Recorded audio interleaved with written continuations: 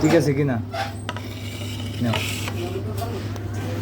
টুপিটা সোজা করতে হইব সবসময়, আর প্রতিদিন দাঁত ব্রাশ করবা, ঠিক আছে? আজকে শরীরে একটু শুকনো শুকনো লাগতেছে, কিন্তু ভাত খাইছো না সকালে? ভাত খাইছো? পেট ভরে খাইছো? পেট ভরে কেমন লাগবে?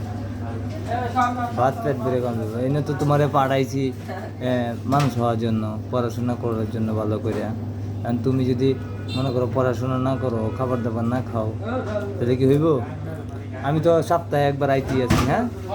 ঠিক আছে, 15 দিনে সপ্তাহে একবার আয়াম, তোমার দেখে দেয়। তুমি তো ভালো ছেলে।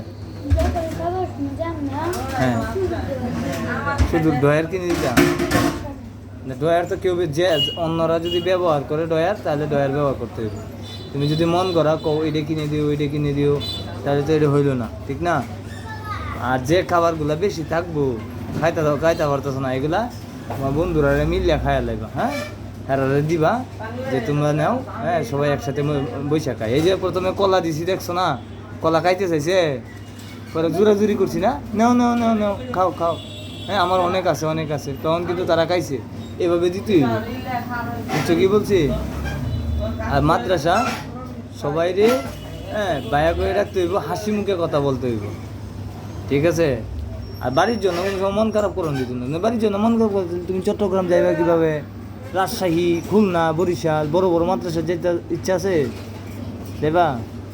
বড় বড় মাদ্রাসা যদি ভর্তি হইতে চাও, তাহলে পড়াশোনা করতে হইবে, মনে থাকবো। আমি তো সবসময় তোমার বুঝাই, এরপরে তুমি যদি না বুঝো, তাহলে তো এদিকে হইলো, বলো বাবা, হইলো না।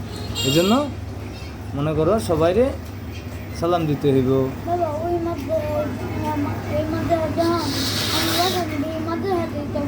হ্যাঁ, এই মাদ্রাসা পড়াশোনা,